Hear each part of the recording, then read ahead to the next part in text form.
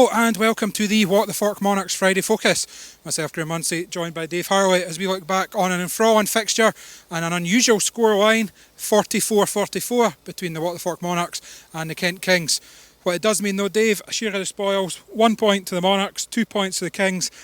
3 to the Kings. No, you get 2 for an away draw. Draw, sorry. Yeah, sorry, I've been stupid. Did you have Kent winning that going into Heat 15, Dave? Is that what you're trying Jesus to tell me?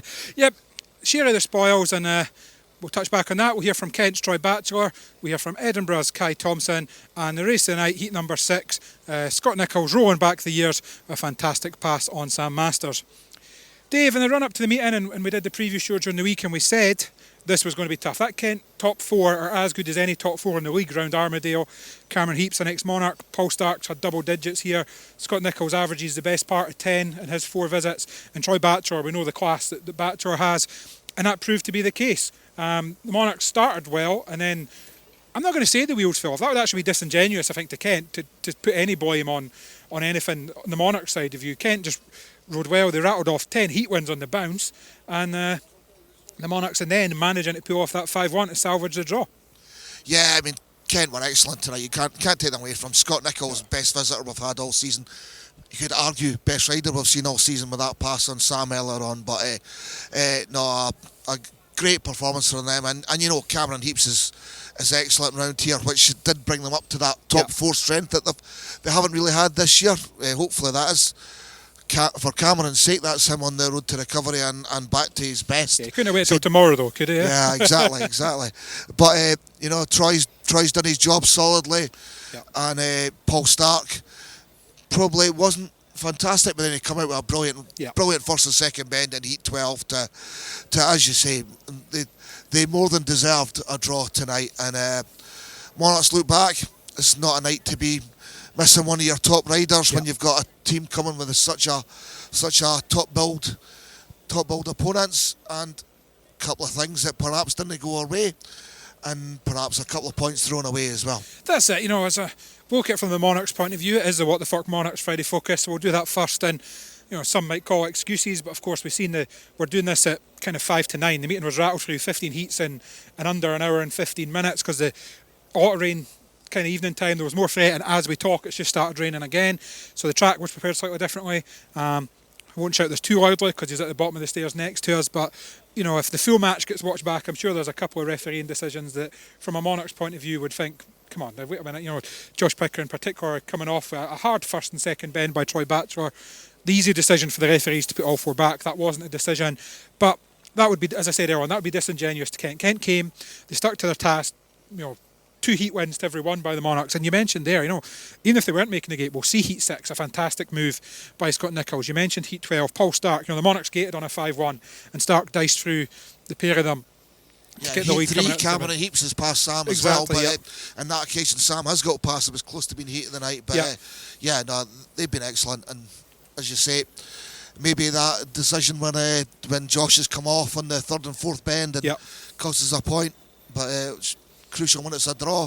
That point could have made the big difference, but hey ho, that's the way it goes sometimes. That's it, as old saying goes, there's no point crying over spilt milk. It's still 1 point for the Monarchs, although be it a frustrating night, and we'll hear from Kai Thompson now to confirm that. So Kai, a tough night for the Monarchs, but they stuck to task and managed to pull out that draw in the end. Yeah, no, it was not what we wanted. Just under pressure the whole time, and these boys know how to get around, but we had a slick track today, and that's what we've been struggling with. And because of the weather, but none of our boys could adapt really, and it's just we're just making it too easy for the other side, you know. But it is what it is, and we'll try and be better for next time. But when I got to Heat 14, and obviously at that stage, I think Kent had won 10 races in a row or something like that, and you had to pull something off. You're off gate 4, which was probably the best one by that time of night, and no mistaking, and you won it at a canter, although I think you gave the fans a wee scare a couple of times with that 4th bend fence. It was finally good to get an outside gate because there was just completely nothing inside on the turn, so I was able to get the run around the outside, and show that I had speed, but it just shows you why we're struggling with the slick starts and that. So when we get out the gate, we're quick, but yeah, hopefully we can get something changed. And then heat 15, obviously 4 points down going into it, so we knew the draw was the best, but you can never write the Monarchs off when they've got Sam, Josh, those kind of guys able to come out in that last race. Yeah, no, definitely. They're the boys you can really rely on, and it's good to have them. And yeah, they pulled off a 5-1 when it was needed, and they usually do. So no, that was great from the boys, and yeah, we come off with 3 points. So yeah. And then a week to kind of dust ourselves off. It doesn't get any easier next week when pool come. No, definitely not. Hopefully we can. Things are different, and yeah, we can show them who we really are. Kai there again, not making any excuses, but just a few things that maybe weren't up to the usual standard that the Monarchs expect. And I guess also when that's the case, it's normally the home team that are affected more. But as I say, absolutely no excuses from that front. And we got there in the end. Sam Masters was excellent throughout, although albeit would be a little bit disappointed with himself, maybe getting passed by Nichols in heat 6, albeit an outrageous move. And then heat 13, unlike Sam, to kind of not even put a charge in for the lead. The backup was kind of sporadic. Kai Thompson won that heat 14. Gave it the party. Josh, a frustrating night with those 2 falls and 2 disqualifications that you could probably argue against both of them. I don't think the ref needed to put the red light on quite as quick. And the first one, Luke, was half a lap behind him kind of thing. And there was only 3 riders in it. And then, as I said, the heat, I forget which, heat 11, when all 4 back might have been the decision you would have expected. But be that as it may, we look at the bottom end though, and Nathan Greaves back among the points, paid 9 for Nathan. And Luke Crang, right place at the right time, a steady night, and he'll be delighted to go home with 5 points. It's all that's been made of his scoring so far, but he stayed on all night. And he's had some bad luck in these meetings so far, so he got some good luck for his 5 points tonight. And his only race against Ryan Terry Daly, his opposite number, he beat him, and that's his job. That is his job, getting that place in heat 2. And unfortunately, you do have to say heat 8 has become our Achilles heel again, and that's probably made the big difference on the scoreline. But we still, Kai touching the tapes in heat 3's never the best way to start a meeting. Give Paul and keeps a go at it. But then if you look at the positive side for the Monarchs, the boys riding their absolute socks off to get that 5-1 in heat 15. Unfortunately, Scott Nichols did come off trying to pass, but he was all 3 right on the edge of the limit, and that's great to see. Yeah, that's it. The heads could have went down. It was tough at that point, but the Monarchs battled back, and you always know when you've got Sam and Josh in any race, you've got a chance. They made the trap. Scott was doing everything he could to get past Josh and just got a little bit of grip and had to put the bike down. He kind of hopped away, so hopefully he's okay, but looked to be back up on his feet pretty quickly. And from the Kent point of view, Nichols up to that point, outrageous. He's heat 6, absolutely outrageous, fast, powerful, determined, well backed up. Cam Heaps, 2 race wins. Troy Batchelor, 2 race wins. And then when it mattered, even though they hadn't beaten an opponent up to that point, you mentioned that heat 8, a big 5-1 for Kent, and that set the tone at that point. And it'd be interesting. We spoke to Troy Batchelor after, and Kent actually disappointed to go away with a draw, albeit their best away performance of the season so far. Yeah, there will be, and especially after getting into heat 13, Scott Nichols was just pulling away. It was good in their position. They will be disappointed, but that's. And as I said in the preview show the other day, they've got the opportunity. Go to Berwick tomorrow, Newcastle, and suddenly they might get themselves back in with a small chance of getting 6th place. But that's a start, isn't it? It's 2 points tonight.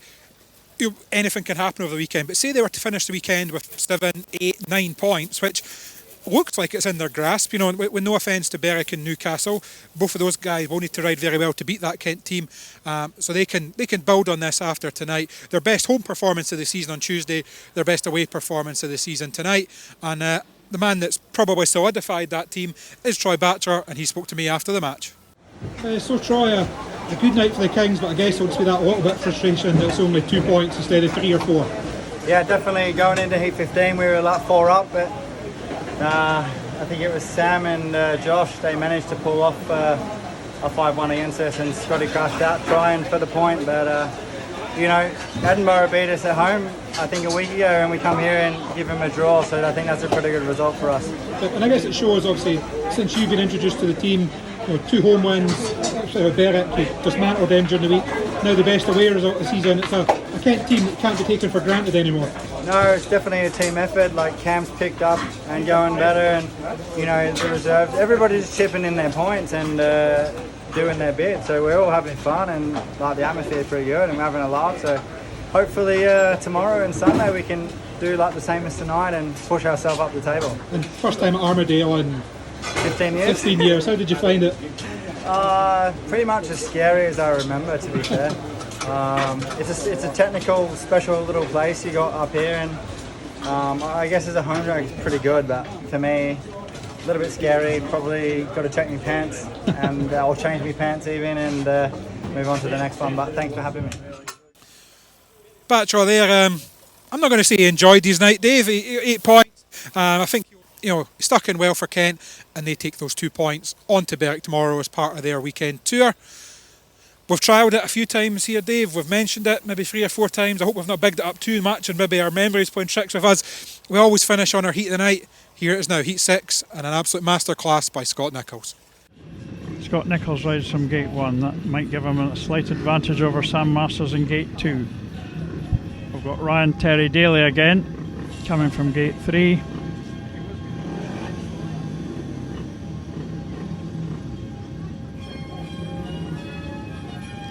And on gate 4, William Lawson. So another major clash for the inside 2 riders.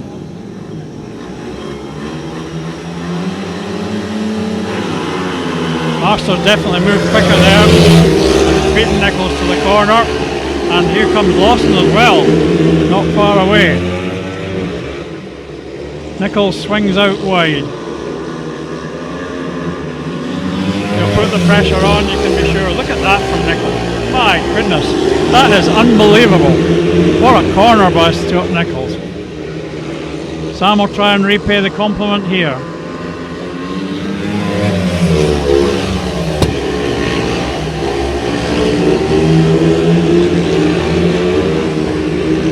He's pulled out a gap though.